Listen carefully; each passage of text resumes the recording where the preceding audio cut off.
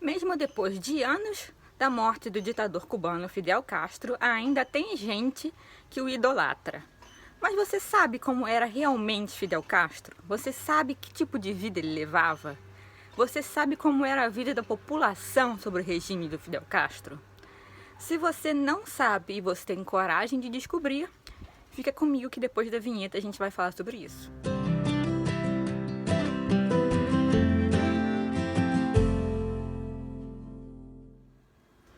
Hoje eu vim fazer resenha do livro A Vida Secreta de Fidel, que foi uma excelente sugestão do Josué Neto, um inscrito aqui do canal.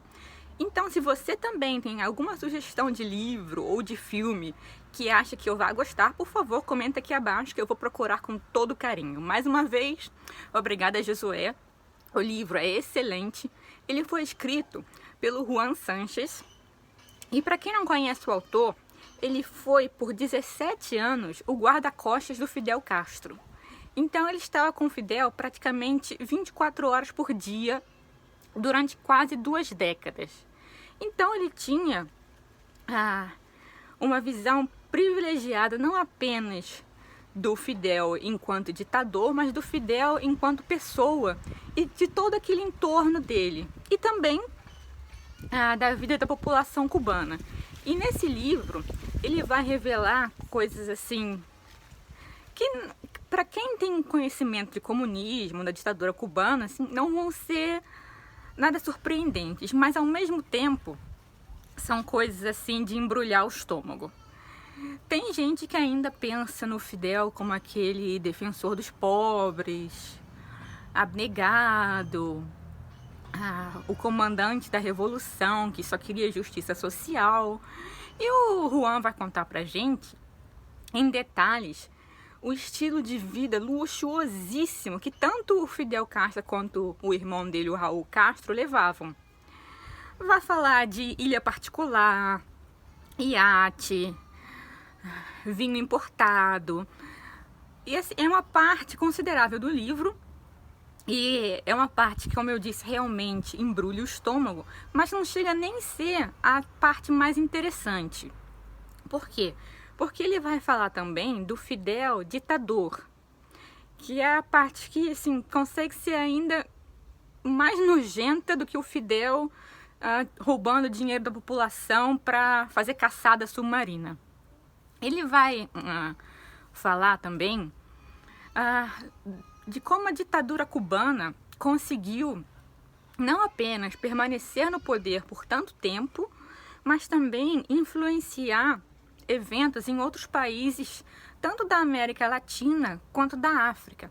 Ele vai falar, por exemplo, do auxílio cubano na Guerra de Angola, dos milhares de soldados que Cuba enviou para esse país para defender o governo marxista. Ele vai falar de como Fidel controlava a milhares de quilômetros de distância o desenrolar dessa guerra. Ele vai falar também do apoio financeiro, ideológico e em armas que o Fidel deu para a guerrilha da Nicarágua. Ele vai falar da obsessão que o Fidel tinha em conseguir o petróleo venezuelano, que acabou sendo bem sucedido quando Chávez chegou ao poder. E ele vai falar também da realidade nas prisões cubanas, porque, para quem não sabe, o Juan Sánchez, ele desertou, ele fugiu de Cuba depois que ele foi preso, mas assim, sem ele ter feito nada. Ele era muito fiel ao Fidel Castro, ele era realmente assim, completamente doutrinado. Ele acreditava que o Fidel era esse semideus que só queria o bem da população cubana, tanto que ele ia ignorando várias coisas que ele via o Fidel fazendo, vários problemas do sistema comunista, porque ele realmente estava lobotomizado, ele estava completamente alienado, acreditando em tudo. E no fim, ele decidiu simplesmente se aposentar. Ele não queria denunciar o Fidel, não queria denunciar a ditadura, ele não queria fazer nada, ele só queria sair daquele meio ali. E jogaram ele na prisão. Aí ele vai relatando quais são as condições das prisões cubanas, como é que é feito um processo. Assim, eu acho que não preciso nem dizer que não tem base legal nenhuma, que não, os princípios mínimos do direito são completamente ignorados. E ele vai falar também, como eu disse, das condições dessas prisões cubanas. Eu não vou entrar em detalhes, porque eu não sei quem está assistindo, se tem alguém sensível, alguma mulher grávida e tal. Não vou entrar nos detalhes que você, com certeza, imagina quais sejam, certo? Então eu vou deixar para quem se aventurar a ler o livro. O autor vai falar também da obsessão que Fidel Castro tinha de se perpetuar no poder e de exportar a sua revolução, de ser visto assim como um líder do terceiro mundo. E para isso, qualquer meio era legítimo na mente doentia dele. Então, o autor vai falar, por exemplo, de trabalho escravo em Cuba. No mesmo molde que a gente conhece da China, as pessoas são presas pelos motivos mais arbitrários possíveis e na cadeia elas são obrigadas a trabalhar, a produzir alguma coisa que então o regime cubano vendia. No caso que o autor cita, eram jeans falsificados. Mas, assim, é um modelo que a gente conhece já da China. E ele vai falar também da abertura comercial que Cuba teve quando a União Soviética acabou e não podia mais financiar a ditadura cubana.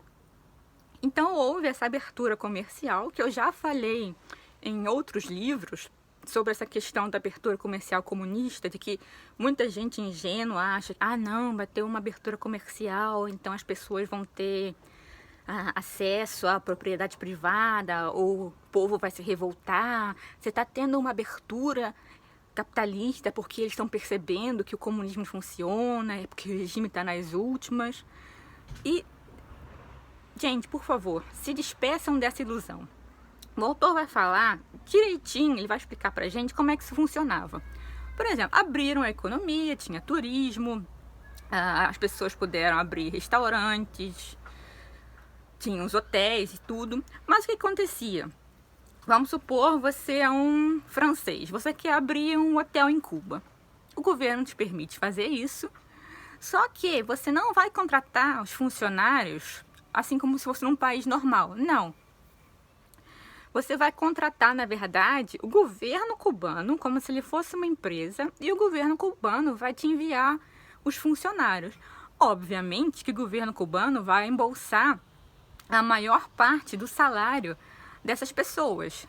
As pessoas que estão ali trabalhando de camareiras, garçons, qualquer que seja o emprego, elas vão ficar com uma quantidade, assim, irrisória do salário. O mesmo vale para os médicos que são mandados para repúblicas das bananas na América Latina toda, assim, aqueles países que vocês conhecem, não precisamos citar nomes. O salário que a pessoa realmente profissional fica na mão é uma coisa mínima. O governo cubano, ele embolsa a maior parte. Além disso, o salário desses funcionários é um salário muito acima do nível de mercado. Então, na verdade, é um tipo de trabalho escravo que o governo cubano utiliza para financiar a ditadura. E é interessante também, o autor vai frisar, que todas as empresas que operam em Cuba, todas as empresas, elas estão sob o comando do Fidel Castro. Existem várias organizações de secretarias, ministérios, tudo, que tomam conta dessas empresas, mas nada, absolutamente nada acontece sem que o Fidel Castro aprove, e ele embolsa o lucro dessas empresas numa conta, a conta da Revolução, e assim, não é segredo nenhum. As pessoas falam abertamente disso no alto escalão do governo cubano. As pessoas sabem que Fidel simplesmente embolsava esse dinheiro, e eu não acredito que hoje em dia seja diferente, nem que, infelizmente, num futuro próximo vá mudar muita coisa, porque o esquema realmente foi muito bem montado. O que é mais importante frisar aqui? Essa era apenas uma das maneiras do sistema de Fidel Castro conseguir dinheiro. Outra maneira, que foi o que enojou mais o Juan Sánchez, foi o tráfico de drogas.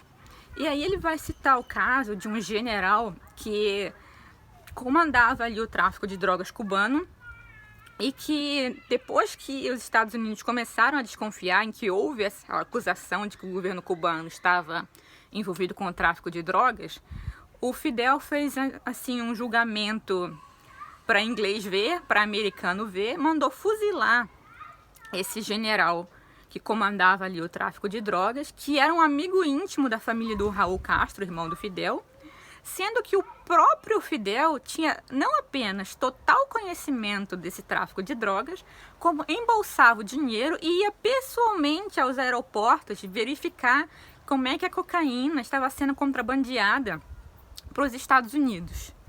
E não foi apenas cocaína que o Fidel mandou para os Estados Unidos. Houve vários episódios em que muita gente tentou fugir de Cuba, compreensivelmente. E os Estados Unidos, eles têm, para quem não sabe, uma lei de asilo. Se um cubano fugir de Cuba e ele chegar nos Estados Unidos, ele tem um asilo político. Então, num desses episódios em que tinha muita gente querendo fugir, o Fidel falou, tá bom, vou deixar uns milhares aí fugirem. Mas não era qualquer um. Ele resolveu esvaziar as cadeias, mas não mandou qualquer prisioneiro lá para os Estados Unidos, não.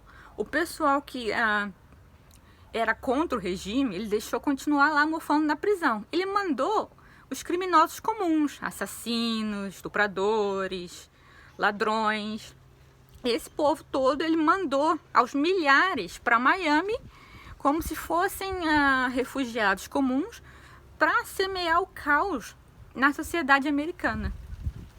E o que eu acho assim, por um lado, foi bom que o Juan Sánchez tenha aguentado tanto tempo ao lado do Fidel para ele conseguir relatar tudo isso aqui para nós. Por outro lado, assim, 17 anos vivendo tudo isso, toda essa barbárie, e só assim depois de 17 anos ele resolveu se afastar, é porque a pessoa tem que estar realmente assim muito bitolada. Eu fiquei impressionada. Fiquei impressionada também que no final ele diz que ele nem sente raiva do Fidel. Ele sente raiva das pessoas que torturaram ele, que prenderam ele. Mas ele mesmo sabe que essas pessoas estavam fazendo isso a mando do Fidel. Então assim, ele ficou com raiva de quem apertou o gatilho, mas não de quem deu a ordem. O que eu achei assim, eu fiquei um pouco embasbacada, para ser honesta aqui com vocês. Para vocês terem ideia, assim, em Cuba tem um racionamento de comida. E assim, se você for depender apenas do que você recebe do governo para comer, você morre de fome. Isso valia até para a escolta do Fidel, que era o pessoal ali da elite, pessoal treinado com curso superior. Assim, para quem não sabe, o serviço de segurança do Fidel Castro é assim, top entre vários países do mundo. Inclusive, a inteligência, na verdade, o aparato de repressão cubano, em termos de qualidade, assim, vamos deixar de lado a questão humanitária, mas em termos de qualidade é excelente. O autor vai falar também de como em todos os lugares em Cuba há escutas, há espiões. Então, assim, mesmo se você for para lá como turista, você vai estar sendo vigiado o tempo todo. Mesmo, inclusive, em quartos de hotel, que o governo cubano, dependendo de quem está se hospedando ali, se for alguém, uma personalidade importante, eles deixam, inclusive, mandam filmar, para que depois eles tenham algo para chantagear embaixadores, cônsuls ou políticos, empresários. Por exemplo, uma das táticas da repressão cubana é mandar, por exemplo, prostitutas para esses hotéis, muitas vezes menores de idade. E aí, se algum embaixador cai no golpe, eles têm a fita ali, ó. Embaixador, sei lá, da Inglaterra, casado, com 5 filhos, estava transando ali com uma prostituta cubana menor de idade. Aí eles usam isso para chantagear essas pessoas, para que eles virem agentes da ditadura cubana, para que eles influenciem os seus países de origem de modo a favorecer Cuba de várias maneiras, por exemplo, enviando dinheiro ou desrespeitando o embargo americano. E isso eles fazem assim, rotineiramente. O que não quer dizer, vale frisar, que apenas os figurões sejam vigiados. Todo mundo em Cuba é vigiado. Tem milhares, realmente milhares de espiões, câmeras, escutas, tudo. É assim, um dos aparelhos repressores mais sofisticados do mundo. Não é uma coisa assim para se subestimar. Além do fato de que eu, pessoalmente, acho que ir para Cuba fazer turismo é antiético. Porque você está simplesmente financiando uma ditadura, permitindo que ela viva mais tempo e continue sugando o sangue da população. Mas isso aqui é um parênteses. O autor vai falar também que é uma parte interessante para quem vai ler o livro e é de algum outro país da América Latina, que Cuba tinha, na verdade, não apenas na América Latina, até para caso alguém na África, na Ásia, algum dia leia o livro, Cuba tinha um campo de treinamento sofisticadíssimo para guerrilhas e grupos terroristas de outros países. Mas assim, com aula de tiro, aula de como sequestrar avião, de como sequestrar carro, treinamento físico, treinamento de inteligência, tudo que você possa imaginar. Então, vários grupos guerrilheiros que causaram assim um banho de sangue na América Latina foram não apenas financiados com dinheiro e armas cubanas, mas com treinamento também nesse campo de criação de terrorista, podemos chamar assim. E era uma coisa ali que a elite toda sabia. O povão não sabia. Ao contrário, por exemplo, dessa conta do Fidel, onde ele embolsava dinheiro. Mas essa coisa do campo de treinamento, assim, era uma coisa que só a elite sabia. Mas tinha. E para quem achar que isso tudo é teoria da conspiração, o autor, ele disponibiliza, por exemplo, mapas que permitem você saber como é que era a ilha privada do Fidel Castro, onde estavam os bunkers, onde estavam as mansões dele. Ele tem fotos mostrando ele ali a serviço do Fidel, foto inclusive com um dos filhos do Fidel Castro. Mas eu não vou entrar muito assim nessa questão familiar do ditador, porque assim, não acho que vai ser surpresa para ninguém saber que ele era um parente horrível. E também não acho que acrescente muito aqui, porque eu achei melhor focar nessa questão política. Mas assim, para quem se interessa por essa parte humana, vai encontrar bastante informação no livro também. Mas assim, não espere encontrar nada que vá redimir o Fidel. Era horrível enquanto político, horrível enquanto pai de família, se é que a gente pode chamar assim, horrível como marido. Então, assim, mas não acho que pelo menos para ninguém que esteja habituado aqui ao canal, que isso seja alguma surpresa. É importante frisar também que essa experiência do campo de treinamento de guerrilheiros e terroristas, se é que realmente faz sentido ter uma diferenciação entre um e outro, também tinha uma troca de saberes. Os grupos ali ficavam sim separados por nacionalidade. Então, por exemplo, os nicaragüenses que estavam ali não tinham contato com os palestinos, por exemplo, mas Fidel dava um jeito de ir trocando as táticas de guerrilha, as táticas de terrorismo que davam certo. Então, assim, você pode perguntar como é que um grupo guerrilheiro na Colômbia está usando as mesmas técnicas de, sei lá, um grupo terrorista no Oriente Médio. Passaram por Cuba. E é interessante, assim, voltando um pouco para a parte biográfica, que o autor vai contar várias histórias que o Fidel contou para ele, da infância e tal, e a gente, assim, a gente pode perceber que desde pequeno ele já tinha assim, um caráter patológico. Eu me lembrei muito desse livro, a Ponerologia, Psicopatas no Poder, que eu vou deixar linkado aqui. Eu fiquei impressionada, assim, de alguém que conviveu tanto tempo com o Fidel não ter percebido isso. Mas eu acho assim que ele estava, como eu disse, o autor estava tão mergulhado ali naquela doutrinação que acho que ele preferiu não ver, entendeu? Mas eu fico feliz que no fim das contas ele tenha pelo menos um pouco aberto os olhos e que ele tenha tido a coragem de escrever esse livro aqui pra gente, para informar a gente de como funcionava a ditadura cubana e, com fé em Deus, quem sabe, para abrir os olhos de alguém que ainda idolatra o Fidel, achando que é uma excelente pessoa, que, na verdade que era uma excelente pessoa, que já morreu, graças a Deus, preciso dizer. Mas assim, é um livro que eu recomendo muito. Recomendo também que você leia o Fidel, o tirano mais amado do mundo, que tem várias informações que não apenas confirmam isso tudo que o Juan Sánchez está dizendo, mas também que trazem outros dados que é importante saber. Vai ficar linkado aqui também, certo? Se você já leu, comenta aqui abaixo o que você achou. Não se esquece de deixar o seu joinha e de se inscrever no canal, estamos chegando aos 500 inscritos. E como eu disse antes, se você tem alguma sugestão de livro, é só deixar aqui abaixo que eu vou procurar com todo carinho. Certo? Eu agradeço a sua atenção e a gente vai se ver num próximo vídeo. Beijo e até a próxima.